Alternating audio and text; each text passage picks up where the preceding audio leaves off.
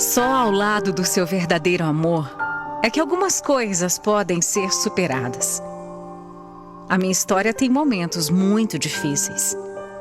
Mas hoje eu tô aqui porque eu preciso exaltar o homem maravilhoso que eu tenho comigo. E principalmente agradecer por tudo que o meu marido fez e faz. Sem ele, eu realmente não sei o que seria de mim.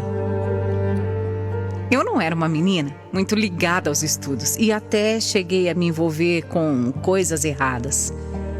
A adolescente que dá problema, sabe? Mas um dia, na rua da minha casa, eu conheci uma pessoa que mudou a minha vida. Ele trabalhava como motoboy numa empresa que ficava bem em frente de onde eu morava.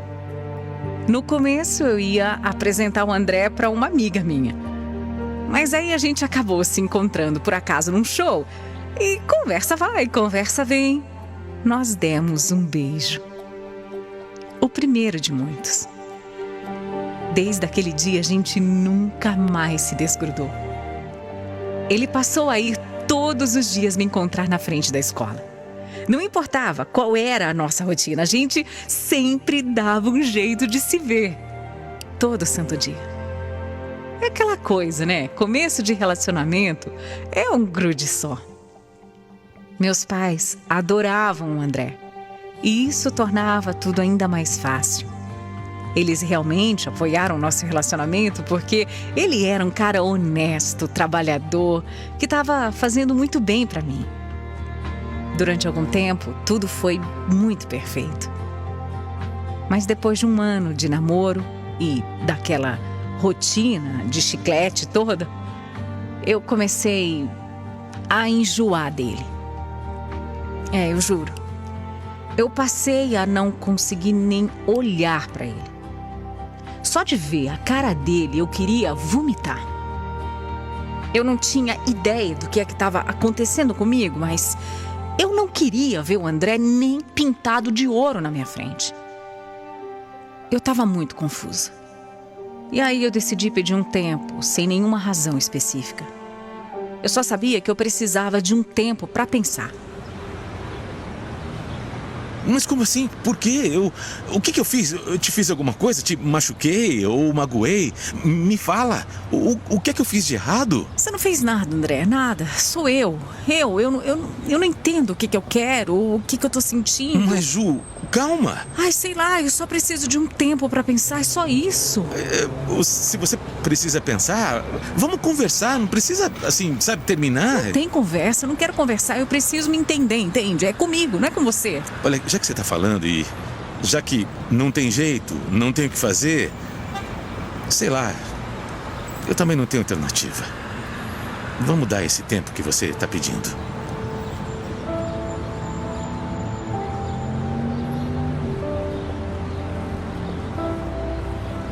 O André era um cara excepcional.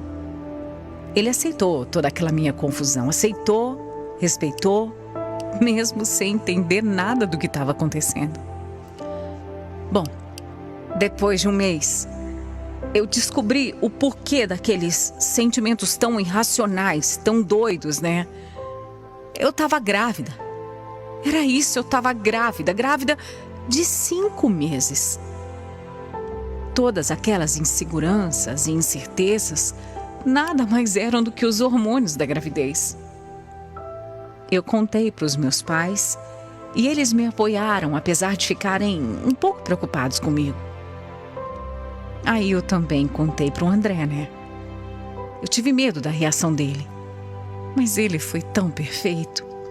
Me apoiou e prometeu que estaria do meu lado, mesmo que a gente não estivesse mais juntos. Ele me apoiou em absolutamente tudo. Todos os exames, consultas, me ajudou a fazer um enxoval. E é claro que depois de algum tempo nós voltamos a ficar juntos, né? Apesar daquele nosso tempo, eu nunca tinha deixado realmente de amar o André, nunca.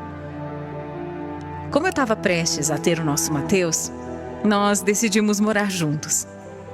Eu brigava demais com a minha mãe e também nós queríamos construir mesmo a nossa família.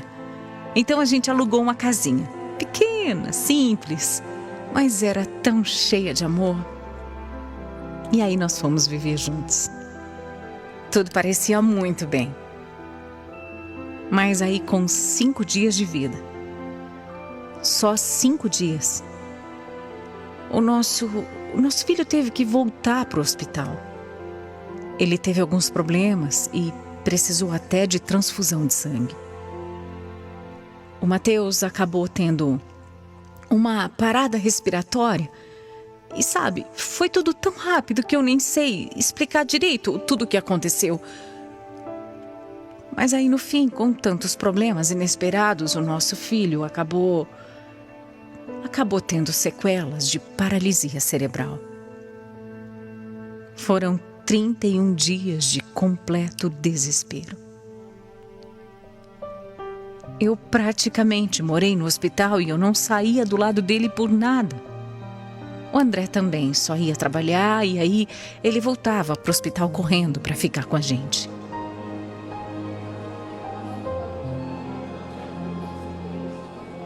Oi, Ju. Oi, amor. E aí, como é que foi hoje? O médico passou por aqui? Ele Não. já disse alguma coisa? Como é que tá o Mateus, hein? Ai, André, nada. Nada bem. O médico disse... Ele disse que dessa noite ele não vai passar. Como assim? Amor, eu nem sei o que fazer, eu não sei nem o que pensar, sabe? Eu não quero que o nosso filho se vá, eu não quero, não é justo isso. Eu sei, não é justo. Eu sei que não é justo. Mas ele tá aqui com a gente, então... Vamos fazer o seguinte. Vamos viver um dia de cada vez, meu amor. Calma. Calma, vamos ter fé. Vamos ter fé, vamos rezar, vamos pensar que tudo vai dar certo. Vamos ter pelo menos esse pensamento positivo e confiar. Confiar nas mãos de Deus.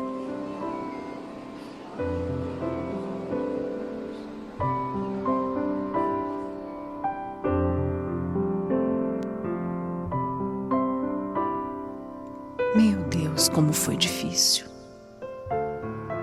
Eram muitas incertezas e os médicos sem esperanças nenhuma. Só que nós nunca perdemos a fé, nunca.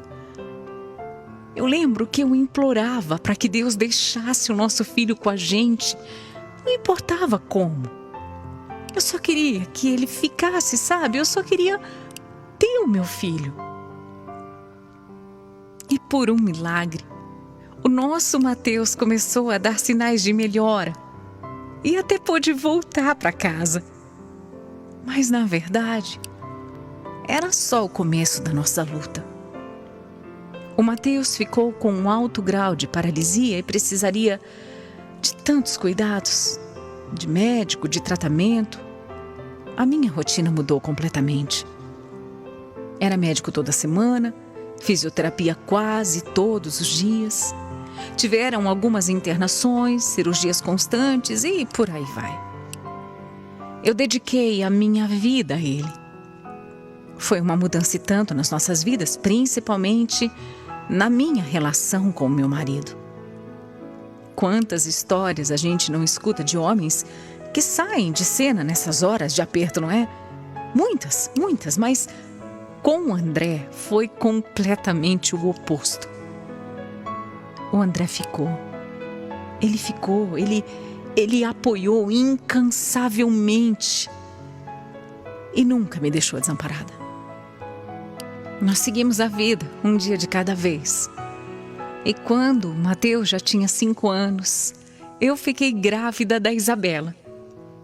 Eu confesso, sim, que eu fiquei desesperada com a notícia, porque, meu Deus, já não era fácil cuidar do Mateus e ainda mais com uma recém-nascida, imagina o meu susto. Apesar de o Mateus já ter 5 anos, ele era um bebê. E aí seriam 2 bebês para eu cuidar, né? Eu achava que não ia dar conta, não. Só que o André ficou tão feliz. Enquanto eu estava lá surtando, perdida, em choque, nossa, ele estava numa paz, tranquilo, com a certeza de que tudo daria certo. E ele estava mesmo. Felizmente, tudo foi se ajeitando. Nós conseguimos uma vaga numa escola para o nosso filho que dava todo o suporte que ele precisava. Físio, médico, tratamento, era um sonho. E assim eu conseguia cuidar da nossa pequena também. Só que, depois de um tempo, quase tudo parecia ajeitado. E aí eu fiquei grávida de novo.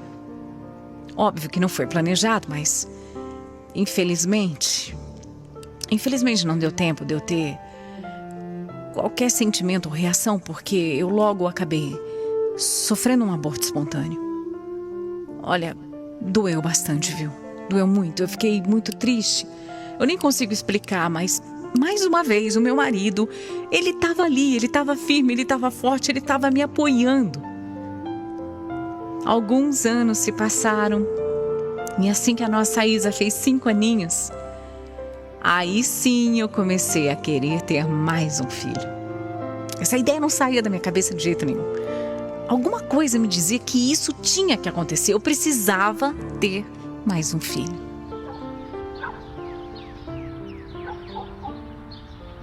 Como assim, meu amor? Mais um filho? A gente já tem 2 e faz tão pouco tempo que a gente perdeu um. Sei, Como é que você amor. tá falando em querer mais um filho? Eu não sei o que deu em mim, mas é que eu sinto. Eu sinto que eu preciso ter mais um filho. André, eu quero que a Isa tenha uma companhia, sabe? Eu não quero que ela fique sozinha. Oh, meu amor, eu entendo, mas é que... Bom, já que você tá falando, eu acho que... Vamos, eu topo. Eu topo mais um filho. Só que dessa vez, vamos planejar, né? Vamos fazer as coisas com calma, tudo bem planejado.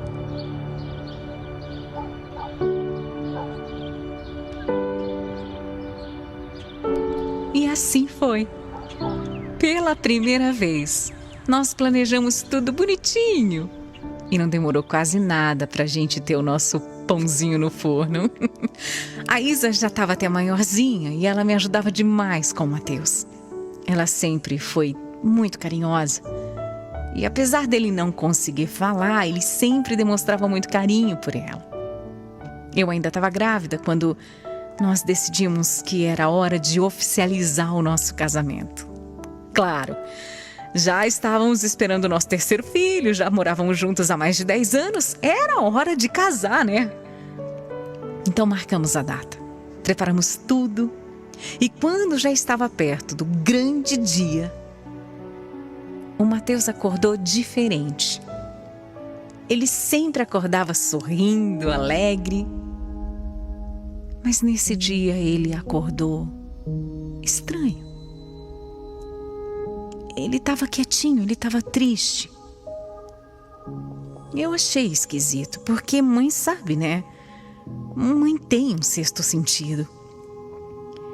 Aí eu quis levar o meu filho para o hospital porque alguma coisa me dizia que algo não estava bem com ele.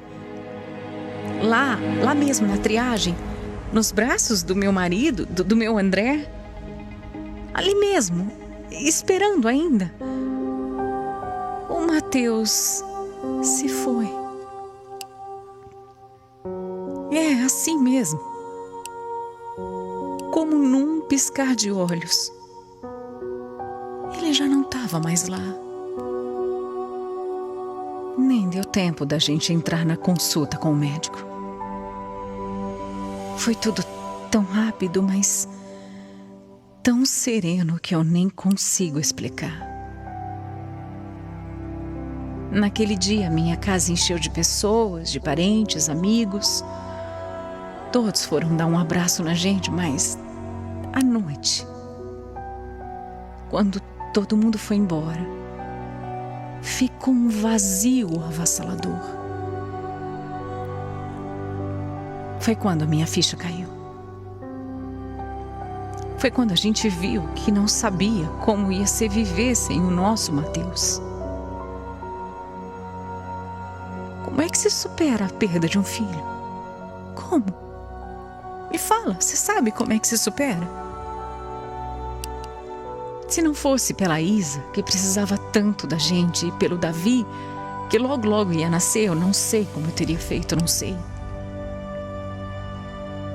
Nós fomos vivendo a nossa vida com um luto gigante no coração.